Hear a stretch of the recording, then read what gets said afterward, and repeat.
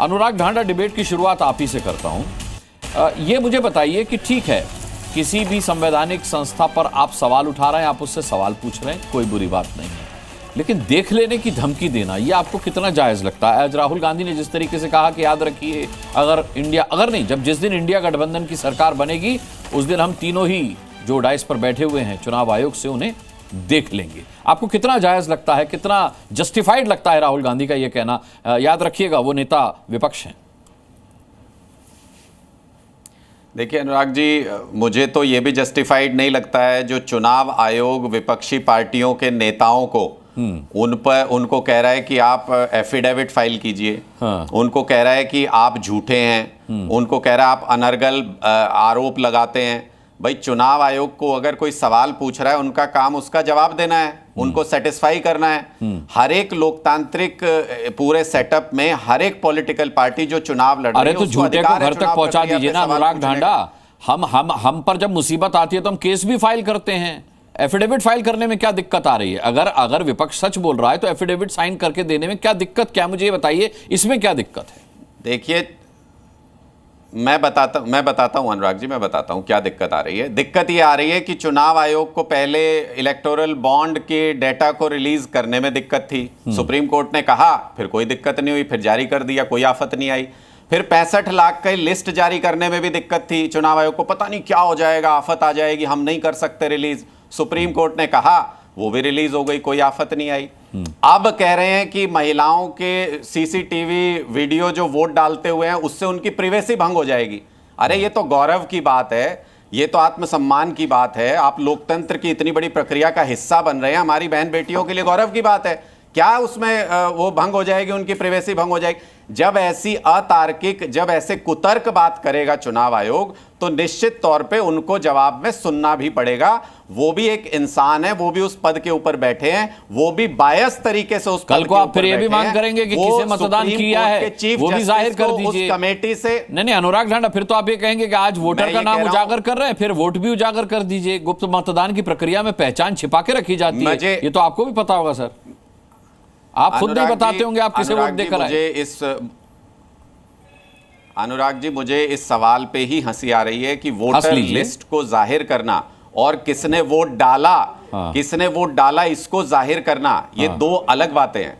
Voter list को जाहिर करने में कोई आपत्ति होनी नहीं चाहिए, क्योंकि वो वोटर हैं, हमें भी जांच करने दो। अब जैसे कई सारे मृत वोटर थे जिनको बना रखा था चुनाव आयोग ने, वो बाद में फिर चाय पीते पाए गए विपक्ष के नेताओं के साथ, तो वो मुर्दा जिंदा हो गए, भाई वोट डालने के लिए आ गए। और जो जिंदा लोग हैं उनको मुर्दा घोषित करके वोट काट दिए। दिल्ली के चुनाव में सबने देखा, हमने आपत्ति की, चुनाव आयोग सोता रहा। एक बीजेपी का व्यक्ति 11-11 हजार वोट काटने की एप्लीकेशन दे रहा है, हमने आपत्ति की, चुनाव आयोग सोता रहा। तो अगर चुनाव आयोग सोता रहेगा, अगर चुनाव आयोग भारतीय जनता पार्टी का प्रवक्ता बनेगा, अगर चुनाव आयोग भारतीय जनता पार्टी को वोट चोरी करने में मदद करेगा, तो उन पर सवाल नहीं उठेंगे। वो इस पूरी प्रक्रिया से बाहर हैं, वो अवतरित हुए हैं, कहीं ऊपर से आए हैं। अच्छा, अरे उनके ऊपर भी सवाल उठेंगे। वो जिस प्रक्रिया से चुने गए हैं वो भी दोषपूर्ण है। उसमें से सुप्रीम कोर्ट के चीफ जस्टिस को बाहर किया गया सिलेक्शन कमेटी से, उसी दिन ये तय हो गया था कि ये बायस चुनाव आयोग है और ये बीजेपी की मदद कर रहा है वोट चोरी करने के लिए। तो उसमें सवाल उठेंगे, सवालों का सामना चुनाव आयोग को करना पड़ेगा। विपक्षी नेताओं को टारगेट करने की बजाय सवालों के जवाब दे। ठीक है, शाजिया अलवी जवाब दीजिए। बिल्कुल, नमस्कार और आदाब आपको भी और जितने भी दर्शक देख रहे हैं और मेरे जो फेलो पैनलिस्ट हैं उनको भी।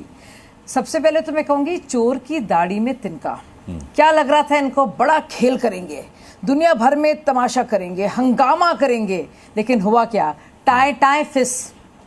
और इस तरह से सुप्रीम कोर्ट ने इनको नताड़ा, इलेक्शन कमीशन ने इनको एक्सपोज किया, CSDS जो बाकायदा वो जिसने डेटा दिया था उसने माफी मांगी कि हमारे लोगों ने डेटा को पढ़ने में गलती की है। ना सिर्फ ये, एक बार भी राहुल गांधी की हिम्मत नहीं हुई। अगर आप बताइए, साच को तो आश नहीं है ना, अब कौन सी ताकत रोक रही थी राहुल गांधी को? क्योंकि राहुल गांधी को पता है कि वो फर्जीवाड़े में यकीन करते हैं, उन्हें पता था वो झूठ बोल रहे हैं, सबने देखा। और जहां तक मृतक का बात है कि उनको दिखाया गया, वो सामने आए चाय पीने के लिए, कोई भी BLA ने इसको पॉइंट आउट क्यों नहीं किया और अभी तक हलफनामा क्यों नहीं दिया? भाई इतना अगर सच है तो बता दीजिए। कौन रोक रहा है आपको?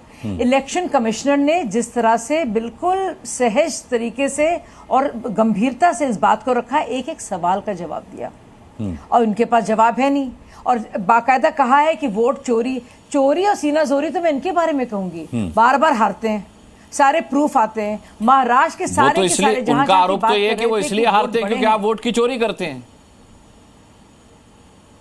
वही तो मैं कह रही हूं, जब जीतते हैं तो वोट की चोरी कौन करता है? हिमाचल में इनकी जीत का क्या प्रतिशत था, जीत और हार में? 0.2। आपको लगता है अगर इलेक्टोरल पोल्स में कोई गड़बड़ होती है तो, और वाकई भारतीय जनता पार्टी कर रही होती तो इतने निकम्मे तरीके से कर रही होती कि अपने को हराती? ये सोचने वाली बात है। एक और बड़ी बात, पहले इनका रोना पीटना क्या था? ईवीएम ईवीएम ईवीएम, वो चला नहीं, दाल गली नहीं, सुप्रीम कोर्ट ने बड़ा लताड़ा, अब फिर लेकर आए एसआईआर को, और अब आगे बात इलेक्टोरल पोल्स पर। उन्होंने दिखाया डुप्लीकेट्स, हमने भी दिखा दी डुप्लीकेट्स। बहुत बड़ी प्रक्रिया है, ऐसा होता है। ठीक है, लेकिन शाजिया अब यहाँ पे नहीं तो देखिए कितना झूठ बोलेगा इंसान। गेम ओवर, सुनिए भाई, गेम ओवर। और बता दीजिए, अनुराग ढांडा को सौरभ भारद्वाज आए थे दिल्ली विधानसभा में एक टिन का डब्बा लेकर और कह रहे थे ये देखिए ये तंत्र है। पंजाब के चुनाव आए, डब्बा गायब हो गया, डब्बा गुल और उनकी पोल खुल, ये हुआ है। लेकिन शाजिया, जैसे अनुराग ढांडा ने सवाल उठाया, वैसे कल मैं राहुल गांधी का भी एक बयान देख रहा था जिसमें उन्होंने कहा था कि जब अनुराग ठाकुर ने बिल्कुल ठीक ऐसा ही आरोप इलेक्शन कमीशन पर लगाया था, तब इलेक्शन कमीशन ने उनसे हलफनामा देने के लिए नहीं कहा था।